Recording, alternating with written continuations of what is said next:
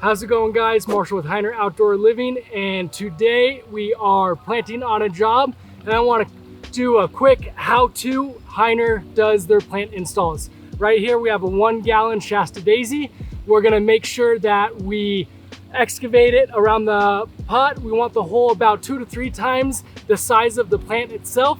This enables us to get in some good planters mix dirt around, which will mix a little bit of the native soil in there as well, but get some of this good planters mix on the bottom and top dress it on the top, where we got some of the mixture of mainly good soil, but also some of that existing soil in the middle of it. So let's go ahead, get this plant dug in and dripped up and ready for success. So first, we got some existing mulch here. We're gonna clear enough area so we don't have to do any double work.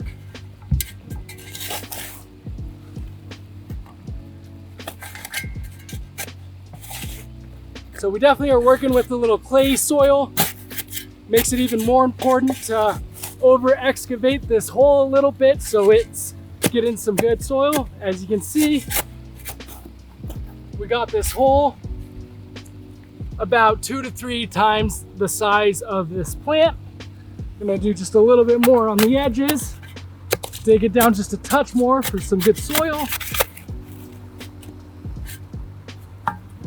Gonna grab some planters mix, get it at the bottom. Really let those roots in that bottom of the plant have some good nutrients to help grow. Squeeze the edges of the plant.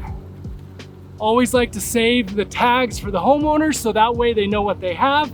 So when we go through all these plants, we pull one aside to leave it with the homeowner so they know what they have. Pop this out. You can see right here, it's a little root bound, not bad, but we want to loosen that up just a touch. Put that in the ground. As you can see right here, it's a little bit too low. We want this top of that soil to be slightly above or a little bit level to the ground soil. So I'm going to mix in just a little bit more dirt in here. So there it is, perfect level. Gonna add some planters mix around. Mix it in with some of that native soil.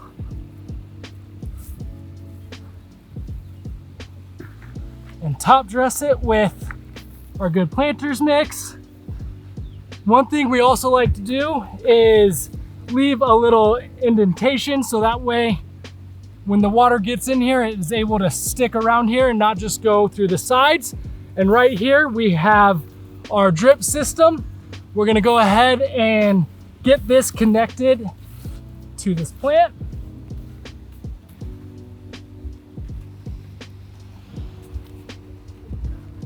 So there are different size emitters. This goes into the drip line itself. This one is a 2 gallon.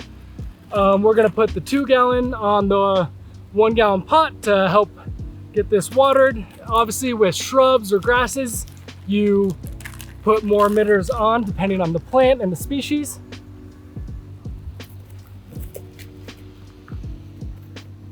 Here's the spaghetti line. So we'll connect this into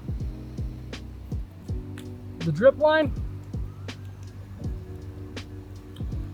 So we measure it out, get a good length, get this cut. One thing that is very important when you put this drip onto the plant is you want to make sure that it is above ground. So that way, so right now this ground is sloping down towards you guys. I want to make sure to put this emitter and the water drip on the backside here, so that way when the water drips, it goes downhill and covers the whole plant, not in the front where that water is going to go downhill and just waste a bunch of water, not actually watering the plant that we want.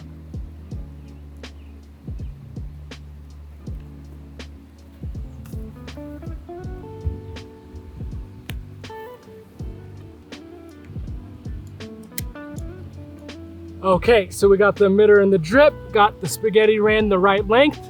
Here is our stake. We first put this through the tube, and then you grab your bud cap, This name is pretty self-explanatory. It doesn't allow any creatures to go in there clogging this tube over time. You slip that at the end of the spaghetti. What's really nice is these stakes slide forward and it snaps into place. So that way it's real tight, it doesn't fall off over time with any movement. And again, putting it on the back side of this plant, going downhill, put it in there. Get this dirt a little graded out, creating that nice little swale, and finish it up with covering it with a little mulch. So with plants, we always have a good rule of thumb. First year, they sleep. Second year, they creep. Third year, they leap. We want to make sure that when we do our planting design, we're not just thinking about how they look now, but in maturity of the plants in 3 to 5 years. So you don't want to make it too dense to where it's overgrowing over time. And at the same time, you don't want to make it too sparse to make it feel empty as well. So thank you for tuning in. Hope you learned something and follow along for more things like this.